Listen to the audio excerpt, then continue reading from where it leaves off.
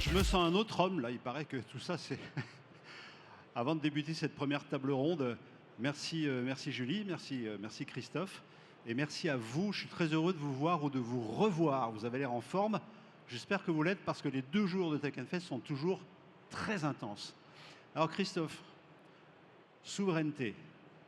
Pourquoi avoir choisi ce thème? Je rappelle que c'était il y a un peu moins d'un an. Un peu moins Absolument. Je crois que c'est évident pour tout le monde que la tech est un levier de puissance. Il l'a toujours été et depuis longtemps. Et il me semble qu'on tolérait que cette tech soit aux mains d'acteurs étrangers à partir du moment où ces acteurs étrangers étaient censés être nos alliés ou de pays alliés.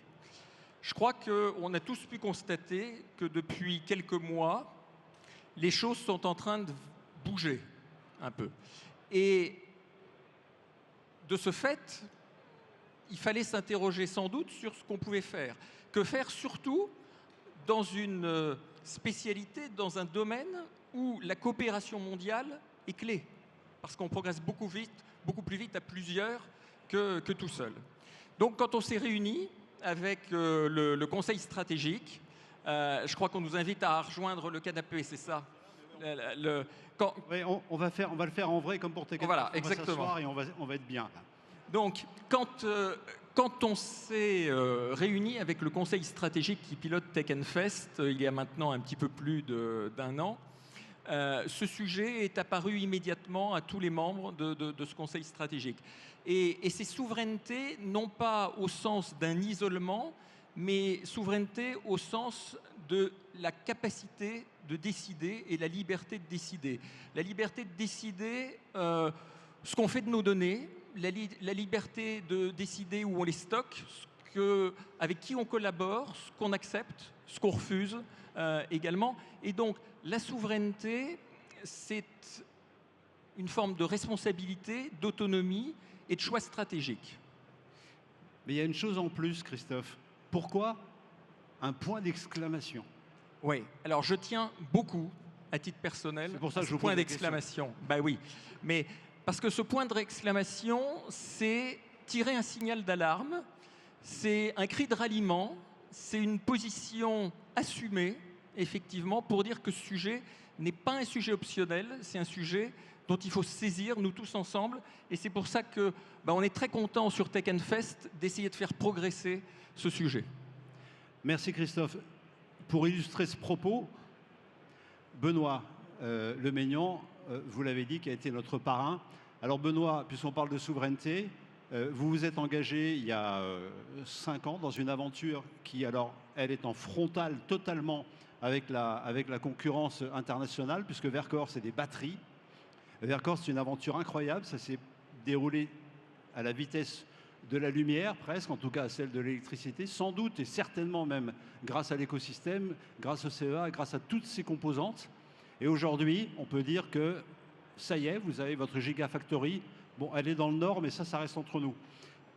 Et cette Gigafactory est opérationnelle. Cette souveraineté, vous la vivez tous les matins, en fait, en vous levant. Absolument. Bonjour à tous. Bienvenue à Tech Fest. On n'a pas fait Verkor pour faire de la souveraineté. On a fait Verkor parce qu'effectivement, un des enjeux, ça a été très bien dit par Christophe également, c'est la capacité de décider de notre avenir commun.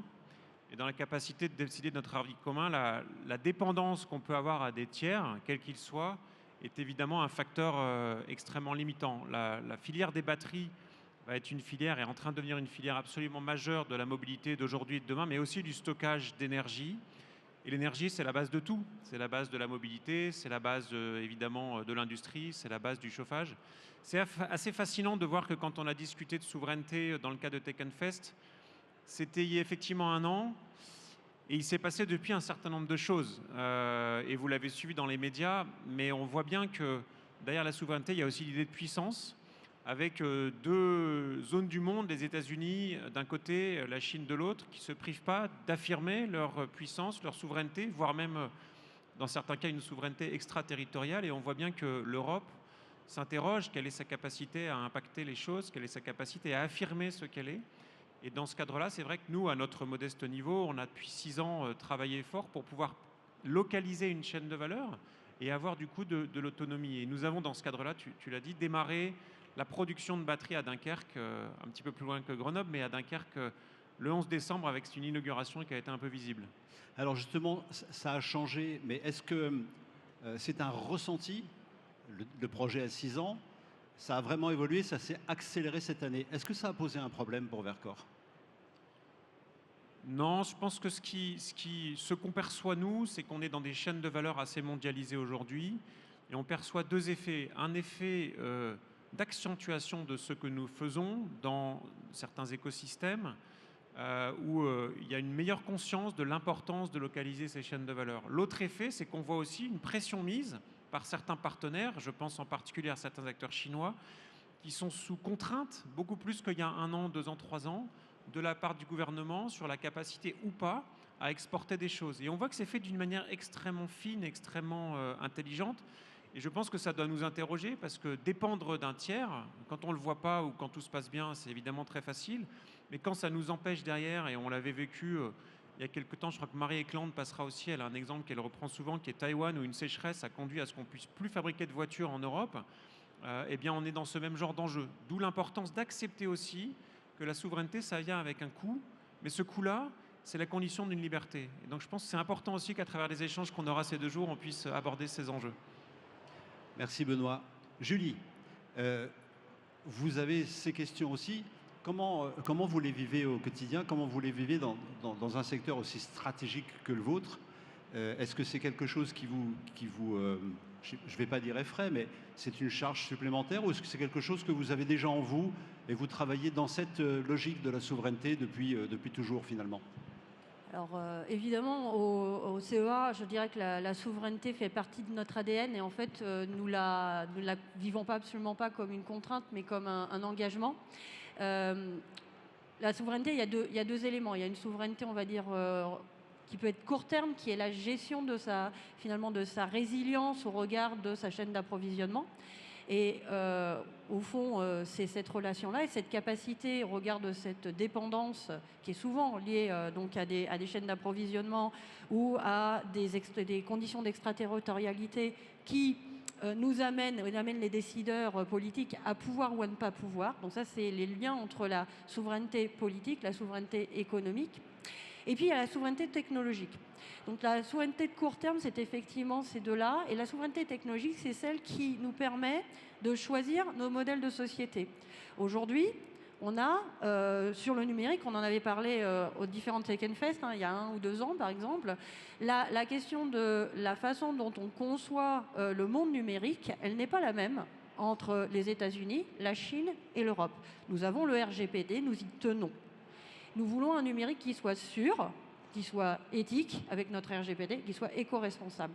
Eh bien, aujourd'hui, même en dehors de la capacité à être approvisionné ou pas, à ce que le service existe, néanmoins, la façon dont la technologie est conçue ne répond pas forcément à notre idéal de l'espace numérique. Donc, c'est là où on prépare la technologie et la souveraineté technologique, c'est celle qui nous permet de nous engager pour construire, quelque part, les solutions qui correspondent à notre modèle de société.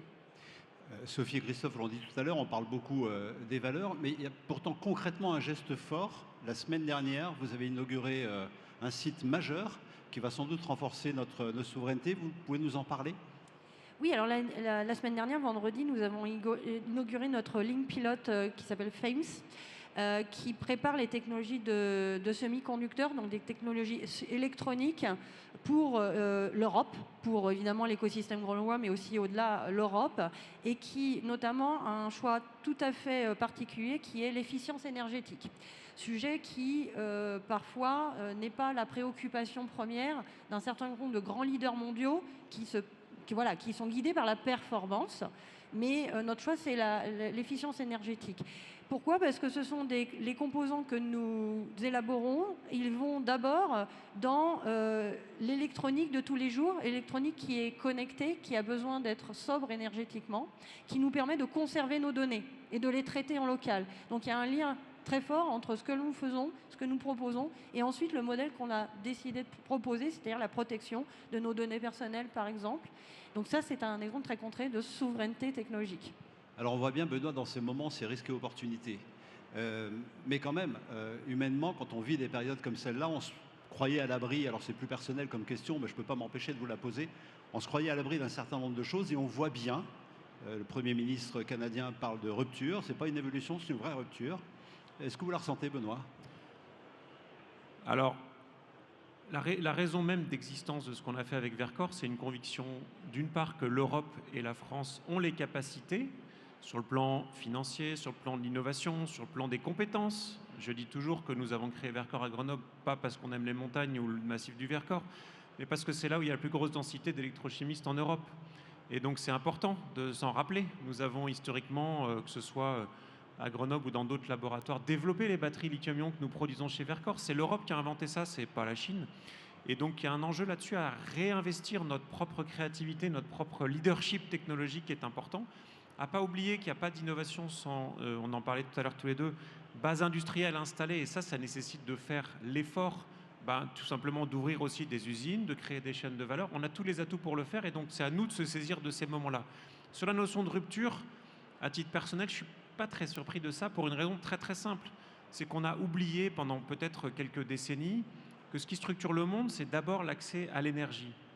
Et l'accès à l'énergie dans un continent qui historiquement a été le premier à se développer, à consommer ses ressources, il devient une source de dépendance. Et la dépendance, pour moi, c'est un petit peu le revers de la souveraineté, il faut que nous soyons capables d'adresser de manière collective et de nous confronter à ce que ça veut dire en termes de responsabilité individuelle et collective. Mais on a les moyens de le faire à partir du moment où on partage le constat et qu'on s'engage. Julie, pour vous, cette rupture, vous la ressentez?